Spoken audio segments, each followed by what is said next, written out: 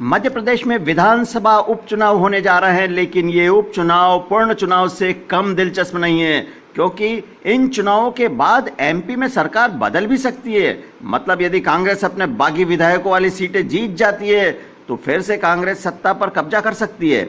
इस बार के चुनाव में 2 मंत्रियों को चुनाव के नतीजे से पहले ही इस्तीफा देना पड़ सकता है। मंत्री तुलसीराम सिलावट और गोविंद सिंह राजपूत ने कांग्रेस और विधानसभा की सदस्यता से इस्तीफा देने के बाद 21 अप्रैल 2020 को कैबिनेट मंत्री के तौर पर शपथ ली थी। लिहाजा 21 अक्टूबर को उनके 6 माह पूरे हो जाएंगे और नियमानुसार उन्हें त्याग पत्र देना होगा, क्योंकि उपचुनाव के नतीजे तो 10 नवंबर को आएंगे। यह बात अलग है कि कानूनी दायरे में रहकर सियासी जोड़ तोड़ में एक्सपर्ट बीजेपी का केंद्रीय नेतृत्व इनके लिए भी कोई राजनीतिक तरीका तलाश सकता है।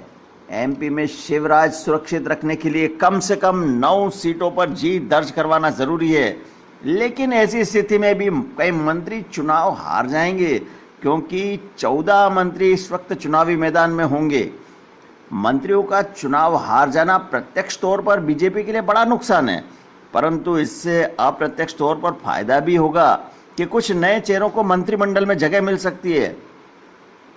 वैसे भी सरकार में मंत्री पद कम हैं और दावेदार बहुत ज़्यादा हैं, इसलिए ऐसी स्थिति में सीएम शिवराज सिंह चौहान को बड़ी राहत मिलेगी।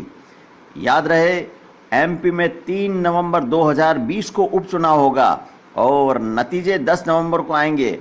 यह पहली बार हो रहा है कि इस बार उपचुनाव में किसी भी मूल भाजपाई को टिकट नहीं दिया जाएगा। लिहाजा बीजेपी के उम्मीदवार के हारने पर कांग्रेसियों के साथ साथ मूल भाजपाई भी खुश हो सकते हैं। कुल 230 सदस्यों वाली मध्य प्रदेश विधानसभा की 28 सीटें रिक्त हैं, जिन पर उपचुनाव होने हैं। इनमें से 25 सीटें कांग्रेस विधायकों के इस्तीफा देकर भाजपा में शामिल होने से खाली हुई हैं, जबकि 2 सीटें कांग्रेस के विधायकों के निधन से और 1 सीट भाजपा विधायक के निधन से रिक्त है।